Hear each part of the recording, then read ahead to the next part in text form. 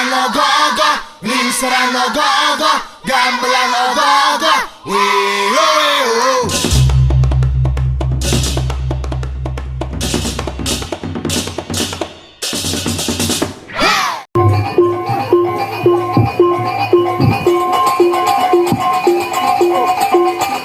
Kita lanjutkan penampilan berikutnya dari Gugus Mawar. Pada parade ogo-ogo hari ini, Gugus Mawar merupakan kolaborasi dari 6 lembaga, yaitu TK Negeri Kelurahan Semarang Purworejo, TK Negeri Semarang Purworejo, TK Negeri Desa Manduang, TK Negeri Desa Aka, TK Negeri Desa Sucian, dan TK Santo Yusuf. Bulan menangkan tiduring ambune, galang obor prakma nyinarin bumi, buyut surya tetabuhan dan belanggang ganjil saling teburi.